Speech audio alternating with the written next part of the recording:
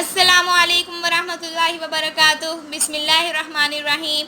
Welcome to Hafsa's kitchen. मैं हूँ हफ्सा और आप देख रहे हैं हफ्सास किचन यूट्यूब चैनल। आज मेरे किचन में बन रही है बहुत ही इजी एंड क्विक रेसिपी। आज मेरे किचन में बन रहा है कंडेंस मिल्क। आप इस रेसिपी को ज़रूर ट्राई कीजिएगा। वैसे तो ये बच्चे कैंडी की तौर पे भी खा सकते हैं अगर इसे फ्रीज़ कर दिया जाए। रेसिपी पे जाने से पहले मैं आपको आज की हदीस बताती चलती हूँ। हज़रत फ़ातिमा रज़ियल्लाहु अन्हा ने अल्लाह के रसूल सल्लल्लाहु अलैहि वसल्लम से खादिम मांगा तो आप सल्लल्लाहु अलैहि वसल्लम ने उनसे और हज़रत अली रज़ियल्लाहु अन्हु से फरमाया, क्या मैं तुम्हें वो चीज़ ना बताऊं जो तुम्हारे लिए सवाल करदा ग़ुलाम से बेहतर हो। जब तुम दोनों बिस्तर पर जाओ तो 34 बार अल्लाहु अकबर, 33 बार सुबहान अल्लाह और 33 बार अल्हम्दुलिल्लाह कह लिया करो। ये तुम्हारे लिए खादिम से बेहतर है। चलें अब हम अपनी रेसिपी की तरफ चलते हैं। कंडेंस मिल्क बनाने के लिए मैंने एक पैन लिया है। इसमें मैं 2 कप मिल्क ऐड कर रही हूँ, यानी मैंने टोटल हाफ केजी मिल्क लिया है। अब हम इसे बॉईल कर लेंगे। जब ये बॉईल होना शुरू होगा तो हम इसमें चीनी ऐड कर लेंगे। ये बहुत इजी है बनाना और ये तकरीबन हर स्वीट डिश में यूज़ होता है। आप इस रेसिपी को ज़रूर ट्राई करें या आप घर पे बनाएंगे तो आपको सस्ता भी पड़ेगा। कभी कभार ऐसा होता है कि अगर हम कोई रेसिपी ट्राई करते हैं तो वो फेल हो जाती है किसी न किसी वजह से, लेकिन ये रेसिपी बहुत इजी है और ये कभी फेल नहीं होती। आप इस रेसिपी को ज़रूर ट्राई करें। हमारा दूध बॉईल होना शुरू हो गया है। अब हम इसे बस 1 मिनट तक पकाएंगे जब तक इसका 1/4 हिस्सा उड़ नहीं जाता। मैंने इसे 1 मिनट तक और पका लिया है। अब मैं इसमें 1 कप शुगर ऐड कर रही हूँ।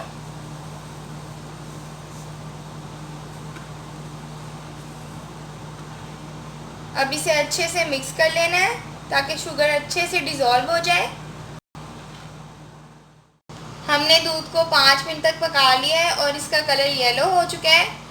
अगर आप इसे हाई फ्लेम पे पका रहे हैं तो 10 मिनट तक पकाएंगे और इसे मुसलसल हिलाएंगे ताकि एक जगह जम ना जाए। और अगर आप लो फ्लेम पे पका रहे हैं तो इसे 10 से 15 मिनट लगेंगे। आप बस इसे 2 मिनट बाद आके हिला के चले जाएं।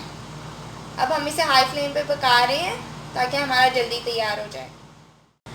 मैं आपको एक बात बताती चलती हूँ कि जितना आप दूध लेंगे उससे हाफ़ आपने चीनी लेनी है और उससे हाफ़ ही यानी जितनी आप चीनी लेंगे उतना ही कंडेंस मिल्क भी बनेगा।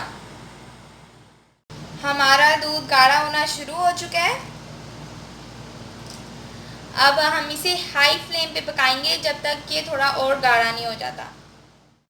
ये देखें हमारा कंडेंस मिल्क तैयार हो चुका है। हमें इतना ही चाहिए गाढ़ा, और ज़्यादा गाढ़ा नहीं करना वरना वो पैन में ही जम जाएगा।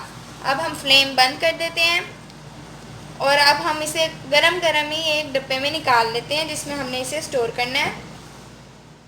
अब मैं इसे निकाल लेती हूँ। ये अभी पूरी तरह से तैयार नहीं हुआ है लेकिन इसकी जो कुकिंग थी वो ख़त्म हो चुकी है। अब हम इसे रेफ्रिजरेटर या फ्रिज में रख देंगे 20 से 25 मिनट के लिए। उसके बाद हम दिखाते हैं कि किस तरह सेट हुआ है। मैंने इसे 25 मिनट के लिए फ्रिज में रख दिया था। ये देखें इसका टेक्सचर कितना अच्छा हो गया है। ये बहुत गाढ़ा हो चुका है। हमें ऐसा ही टेक्सचर चाहिए था। अगर हम इसे ज़्यादा कुक करते तो ये जल जाता।